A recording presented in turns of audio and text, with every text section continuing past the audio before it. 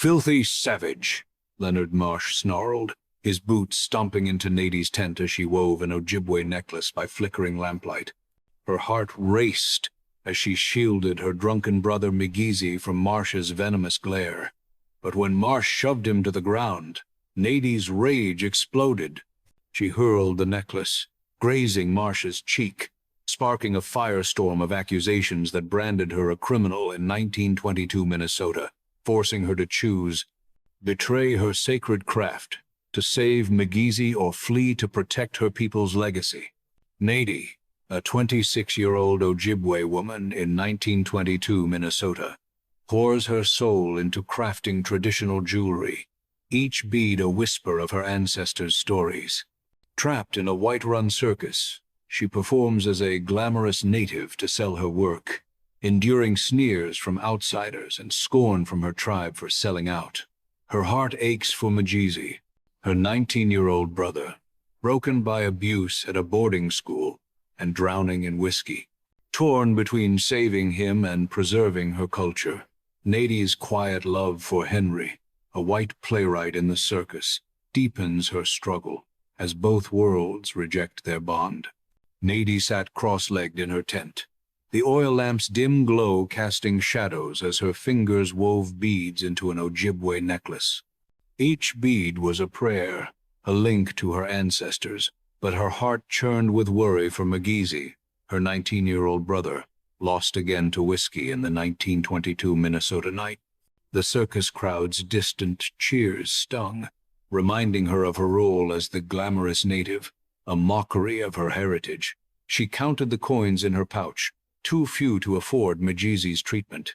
Whispering an Ojibwe prayer, she sought strength to protect her craft. A white man peered through the tent flap, his smirk branding her a savage showgirl, and Nadie's grip tightened, pride flaring against the insult. She traced the necklace's floral patterns, vowing to honor her mother's teachings despite the world's scorn. Her promise to save Migizi and her culture weighed heavy, her resolve hardening like the beads in her hands. Leonard Marsh stormed into Nadie's tent, his sneer twisting as he eyed her necklace. "Too fancy," he growled, demanding simpler designs to sell cheap to the circus crowd. Migizi shuffled in with a jug of water, eyes glassy, and Marsh's lip curled. "Drunken Indian," he spat, shoving past the boy. Nadie stepped in front of Migizi, pulse racing, shielding him from Marsh's venom. "My work carries our stories," she said, voice firm, but Marsh scoffed, calling Ojibwe art trinkets for fools. Migizi's hands shook, water sloshing, and Nadie gripped his arm, anger blazing like a struck match. Marsh's eyes gleamed with contempt, his words cutting. "You're nothing without my show." She glared back, heart pounding with defiance, refusing to let her heritage be cheapened. Migizi's shallow breaths fueled her resolve, but Marsh's shadow loomed, a reminder of his power. Nadie's voice rang clear as she faced Marsh. "I won't betray my people's art," she declared, fingers tracing the necklace's sacred patterns. She spoke of the beads' meaning, each a tale of Ojibwe resilience, but Marsh laughed, his voice dripping scorn. "Your kind's tales don't sell," he snapped, pushing for gaudy baubles.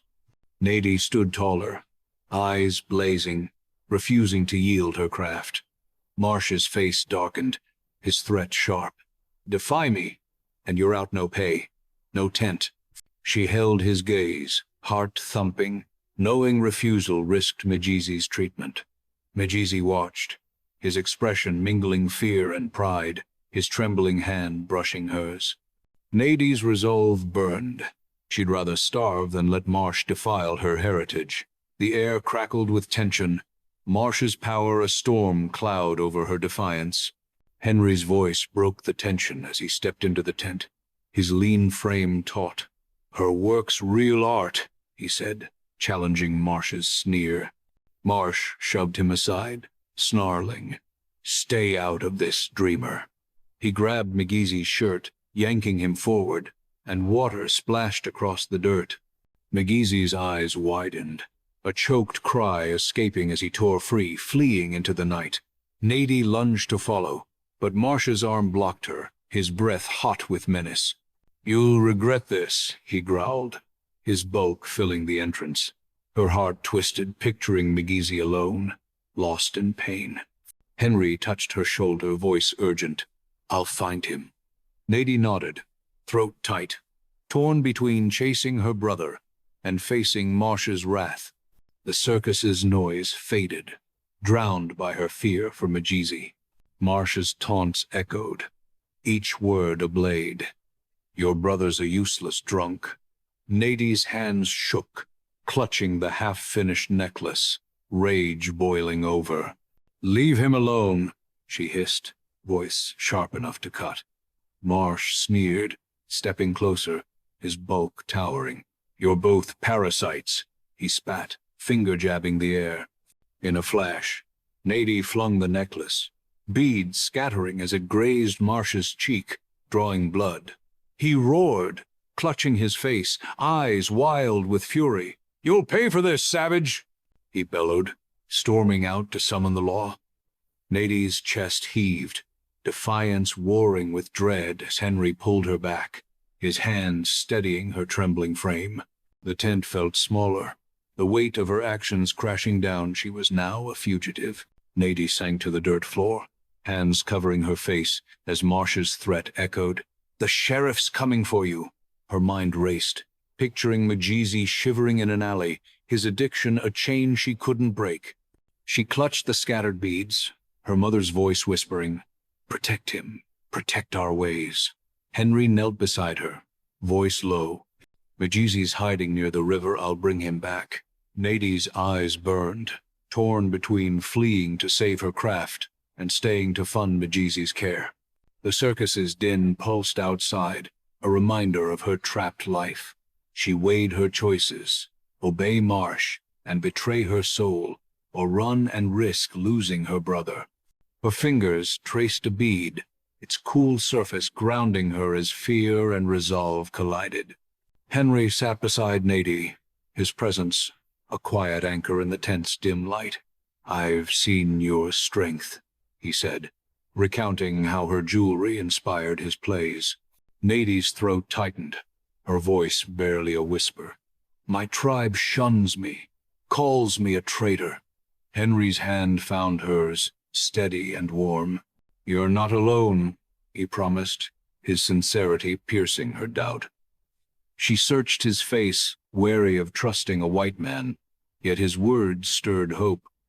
"Why help us?" she asked, heart raw. Henry smiled, soft but firm, "Because what's right matters."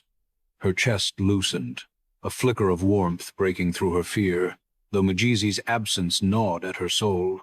The lamp's flame danced, mirroring her fragile hope. Migizi staggered into the tent at dawn, reeking of whiskey, his shirt torn. Nadie rushed to him, catching his swaying frame as he mumbled about the boarding school's cruelties. "They beat me," he choked, eyes hollow, and her heart shattered, tears spilling down her cheeks. He sank to the ground, clutching her hand, voice broken. "I'm nothing, Nadie." She knelt, stroking his hair, vowing, "You're my brother, I'll save you." Her pouch held only scraps of coin, useless against his pain. As Migizi drifted into fitful sleep, Nadie's resolve hardened, her love for him a fire that wouldn't die. The tense canvas walls seemed to close in, trapping her in grief and determination. Nadie led Migizi through Minnesota's dusty streets to a small clinic, his steps faltering. The doctor, stern behind wire-rimmed glasses, listed treatment costs, each figure a blow to her hopes. She emptied her pouch, coins clinking pitifully, covering mere days of care. "Any free programs?" she asked. But the doctor shook his head, dismissing her plea. Migizi slumped in a chair, staring at the floor, his silence piercing her heart. Nadie touched his shoulder, promising, "I'll find a way." Her mind churned, knowing Marsh's demands were her only path to funds. She guided Migizi back, his frail frame leaning on her, her love battling despair. Nadie trudged to the Ojibwe village, seeking Waboon under a sky heavy with clouds. His weathered face hardened as he spoke. "You shame us, working for whites." Nadie's chest ached, her voice pleading.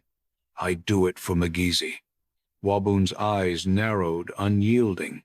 "You've lost our trust," he said, turning away. She spoke of Marsh's cruelty, begging for aid, but Waboon warned, "Stay with them, and you're no longer ours." Nadie left, boots dragging, the village's rejection a wound deeper than words. The wind carried her mother's pride, urging her to fight on despite the pain. The forest's edge was quiet as Henry met Nadie under the pines, a basket of bread in his hands. His eyes softened as he spoke of the first time he saw her weave, her fingers dancing with beads like a storyteller. "I love you," he said, voice low, and Nadie's breath caught, her heart a tangle of warmth and fear. She stepped back, the weight of her tribe's scorn and the circus's sneers pressing down. "You can't know our pain," she whispered, voice trembling. Henry's gaze held steady, promising to learn, to stand by her side. She wanted to believe him, but the thought of a forbidden love stung, a wound too raw to touch. He pressed a piece of bread into her hand, his touch lingering, and Nadie's resolve wavered, hope flickering like a fragile flame. Nadie returned to her tent. The lamp's glow dim as she began a simple necklace, her fingers heavy with shame. Each plain bead felt like a betrayal, stripping away the Ojibwe patterns her mother taught her. Tears pricked her eyes as she worked, whispering apologies to her ancestors. Marsh barged in, grinning at the cheap design, and demanded a dozen more by dawn. Nadie's stomach twisted, picturing Migizi's frail face, the only reason she endured this. She refused to sign the peace, her pride a quiet rebellion. Henry watched from the tent's edge, his silent support a lifeline as her heart sank deeper into guilt. The clinic's stark walls loomed as Nadie paid the last of her coins, securing Migizi's treatment. She hugged him tightly, his thin frame trembling, and whispered, "Be strong for me." Migizi nodded, eyes wet, promising to fight his demons.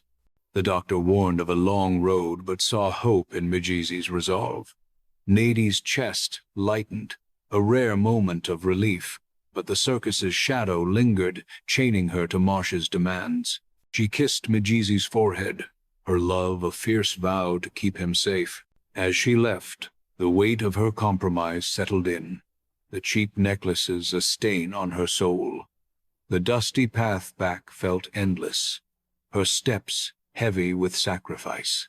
Marsh's voice boomed through the tent, demanding 10 necklaces daily or he'd pull Migizi from the clinic.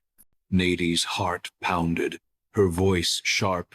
"I can't work that fast," Marsh sneered, calling her lucky to have a job at all. He tossed a bag of cheap beads at her feet, their dull clink an insult to her craft. Nadie's fingers curled, pride warring with fear for Migizi. "Use these," Marsh ordered, his eyes cold, and she nodded, hating herself for it. The tent felt suffocating, Marsh's power a noose tightening around her. She clutched the bag, her mind racing for a way to fight back, defiance smoldering beneath her fear. While tidying her tent, Nadie spotted a strange necklace among Marsh's props, its Ojibwe patterns crude, not her work. Her pulse quickened as she examined it, the beads a mockery of her heritage. She hid it in her pouch, suspicion flaring Marsh was stealing designs. Memories of his talk about big sales echoed, dark and ominous. Nadie's hands shook, the necklace a clue to a larger scheme. She glanced at the tent flap, half expecting Marsh to storm in.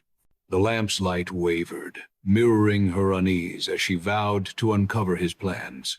Her heart beat with purpose, the first spark of a fight beyond survival. A cloaked figure slipped near Nadie's tent at dusk, leaving a small woven charm with an ancient Ojibwe symbol. Nadie's breath hitched as she picked it up, its intricate design stirring memories of her grandmother's tales. She called out, but the stranger vanished into the shadows. The charm felt alive, a message she couldn't yet read, pointing to Marsh's secrets. Nadie tucked it away, her mind buzzing with questions. Was this ally or trap? The circus's clamor faded as she studied the symbol, her fear mingling with curiosity. She felt eyes watching, urging her to dig deeper, her resolve strengthening. Nadie crept into Marsh's office at midnight, heart pounding as she rifled through papers. Her fingers found contracts binding native artists to dangerous acts for no pay. She gasped, reading plans to mass-produce Ojibwe designs in factories. A stolen necklace sketch confirmed her fears, her blood boiling at the theft. She pocketed a contract, the paper heavy with truth. Footsteps echoed outside, and Nadie dove behind a crate, pulse racing. She slipped out, the night air cold against her sweat-soaked skin, the weight of Marsh's betrayal fueling her courage to fight. Amos's shadow loomed as he spotted the office door ajar, his boots scuffing the dirt. He found a bead from Nadie's necklace, his growl low and dangerous. "Thief!" he roared, chasing a fleeting shadow into the night. Nadie crouched behind barrels, breath shallow, her heart a drum in her chest. Amos's threats echoed, "Spill secrets, and you're dead." He stomped off, leaving Nadie trembling but unbroken. She clutched the stolen contract, its words a weapon against Marsh. The circus's lights flickered in the distance, a false promise of safety as she vowed to expose the truth, fear sharpening her resolve. Nadie found Henry by the river, her voice urgent as she showed him the contract and stolen charm. His eyes widened, rage flashing as he grasped Marsh's scheme to exploit native artists. "We'll stop him," he swore, his hand brushing hers, steadying her shaking fingers. Nadie warned of Amos's threats, but Henry's jaw set, unafraid. They planned to raid Marsh's office again, their bond a fragile shield against danger. Nadie's heart lifted, Henry's faith easing her loneliness. The river's murmur carried her hope, but Amos's shadow lingered, a storm waiting to break. Henry slipped into Marsh's office, the moon casting thin light through the window. He snapped photos of contracts with a battered camera, each click a risk. A list of enslaved artists fueled his anger, their names etched in his mind. A letter from Carter, a factory boss, outlined mass production of stolen designs. Henry stuffed the papers in his coat, heart racing as Amos's voice growled outside. He dove under the desk, breath held as the door creaked. Slipping out, he ran, the evidence burning in his pocket, his loyalty to Nadie driving him through the dark. Amos loomed over Henry in the circus yard, his fist slamming into Henry's stomach. "Hand over what you stole," he snarled, eyes glinting with malice. Henry gasped, doubling over, but shook his head, refusing to betray Nadie. Amos struck again, a bruise blooming on Henry's cheek, and warned, "Keep poking, and you're dead." Henry staggered back, clutching the hidden papers, his resolve unbroken.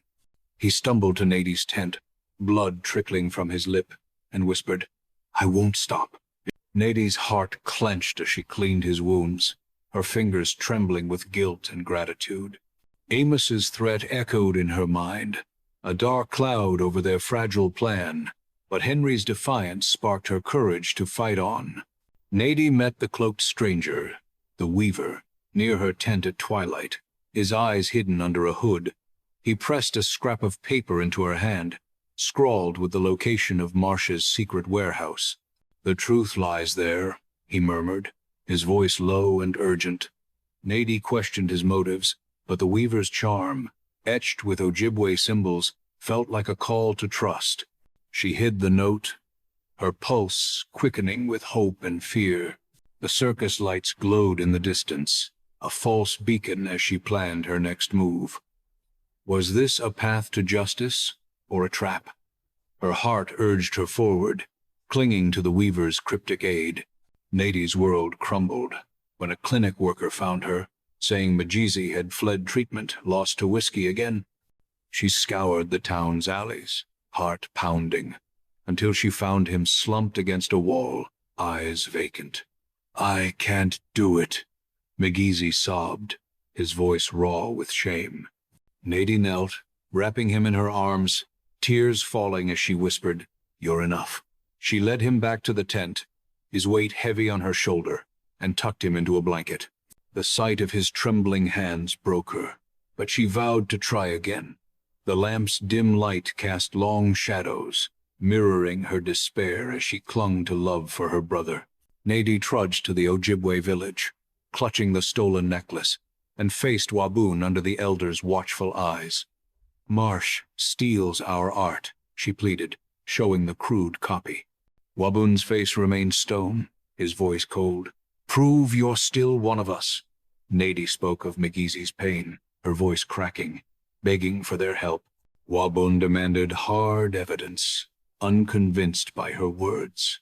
She left, the village's silence, a knife in her chest, but the necklace burned in her hand, a symbol of her fight. The wind whispered her mother's strength, pushing her to keep going despite the rejection. Henry slipped a packet of photos and papers into an envelope, his hand steady as he addressed it to a federal reporter. He met Nadie by the river, his voice firm. "They'll investigate Marsh." The reporter's reply promised action, a faint light in their dark struggle. Nadie's heart lifted, but Amos's threats loomed, a shadow over their hope. She thanked Henry, her voice soft, his courage a balm to her fear. They sat by the water, planning their next steps, their bond, a quiet strength. The river's flow carried her gratitude, but danger felt closer than ever. Amos and his men ambushed Henry at dusk, binding his wrists and dragging him to an abandoned barn. "Stop meddling, or you're done," Amos growled, his fist bruising Henry's jaw. Henry glared back, silent, his thoughts on Nadie's fight. They locked him in a stall, the air thick with dust and menace. Amos sent a note to Nadie. "Quit, or he dies." Henry tugged at the ropes, his heart racing, searching for a way out. The barn's creaks echoed his fear, but his loyalty to Nadie burned brighter, urging him to escape and stand by her side. Nadie stormed to Marsh's tent, her voice sharp. "Let Henry go." Marsh laughed, his eyes cold, dismissing her as powerless. She threatened to expose his contracts, her hands clenched, but Marsh called for Amos, his smirk unwavering. "You're nothing," he spat, turning away. Nadie's chest tightened. Henry's safety a weight crushing her. She left, her mind racing with plans to free him, her fear for him a fire in her veins. The circus's bright lights mocked her, a glittering cage she was determined to break. Amos's boots thudded behind Nadie as she fled Marsh's tent, his shouts cutting through the night. She sprinted across a field, heart hammering, his shadow closing in. The weaver appeared from the trees, pulling her into a hidden path, his grip firm.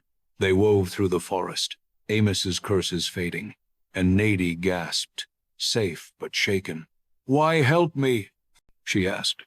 But the weaver left only a new charm, its beads glinting with purpose.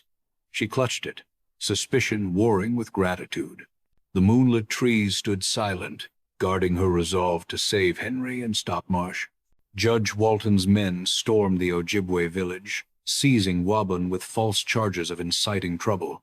They warned the tribe to stay silent, threatening jail if they aided Nadie.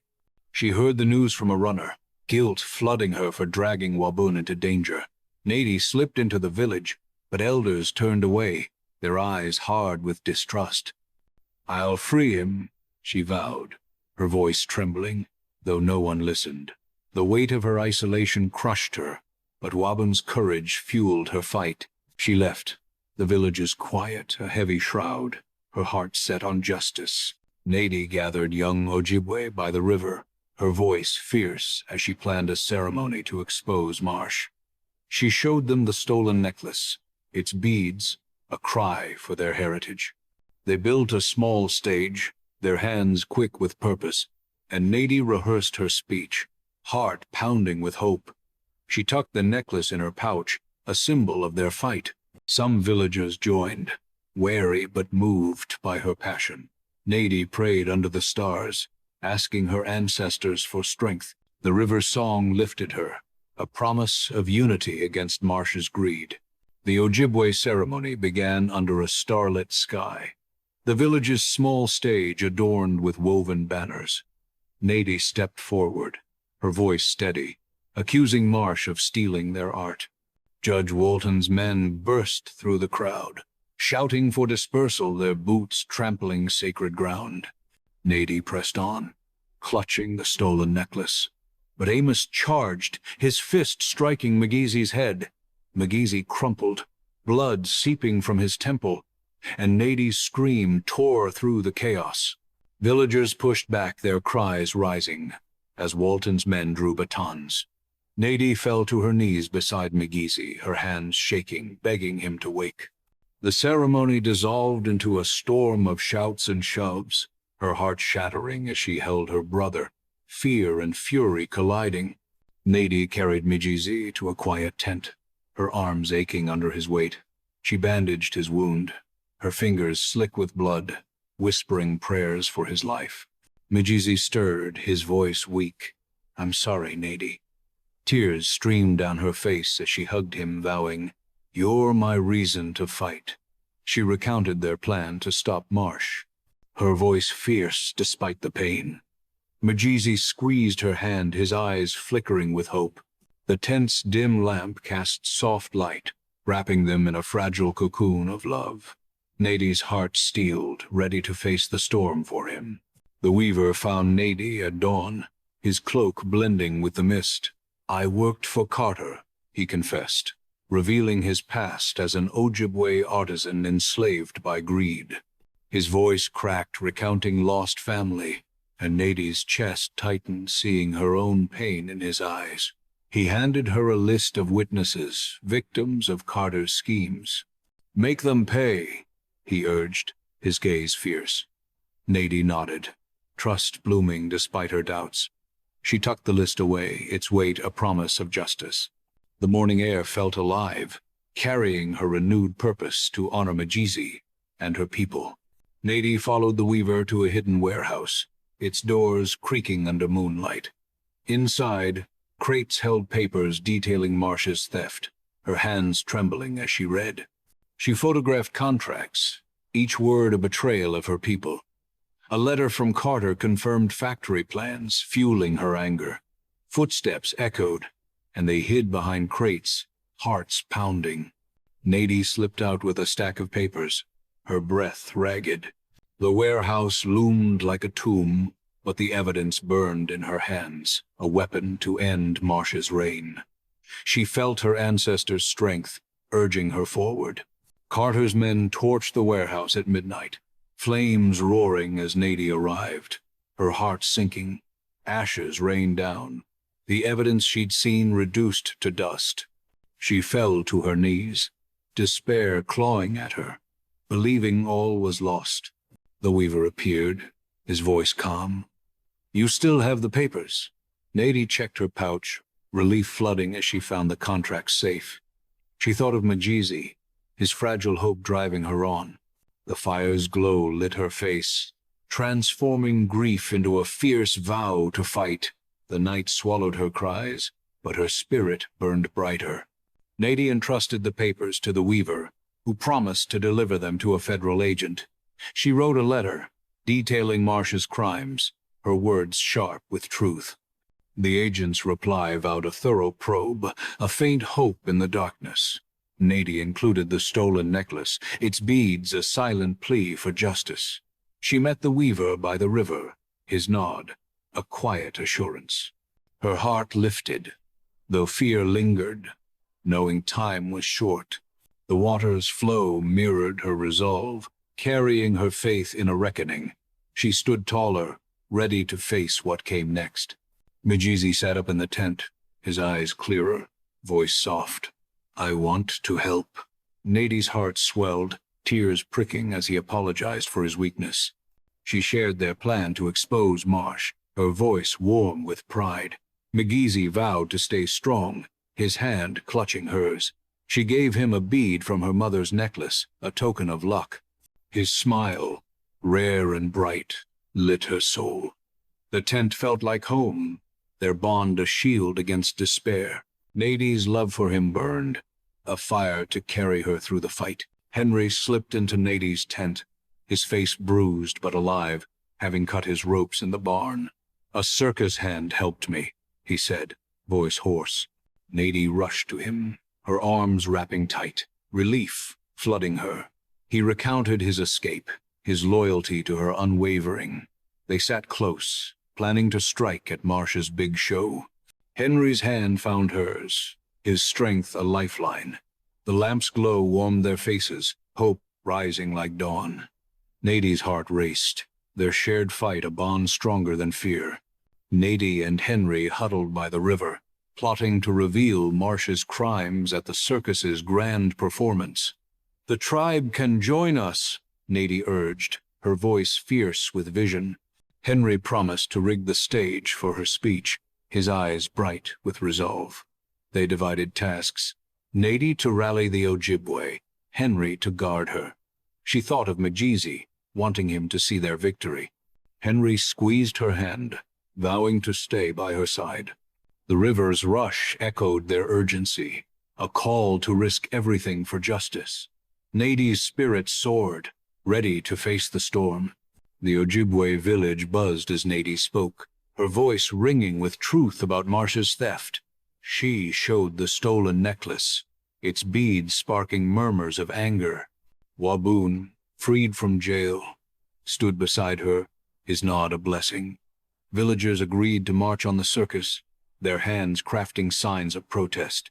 Nadie's heart swelled, the tribe's trust a balm to her wounds. She led a chant, their voices rising as one. The evening air hummed with purpose, her mother's spirit guiding her to lead her people forward. A circus hand's whisper reached Marsh's ears, betraying Nadie's plan for a protest at the grand show. His face twisted with rage as he barked orders, doubling guards around the stage. He summoned Amos, his voice low and venomous. Watch that savage girl. Marsh threatened to burn the Ojibwe village if they interfered, his eyes glinting with malice. Nadie overheard from the shadows, her heart pounding, but her resolve held firm. She slipped back to the tribe, warning them of the tightened security. The circus's bright lights loomed, a battlefield awaiting her stand. Nadie clutched the stolen necklace, its beads fueling her defiance against Marsh's tyranny.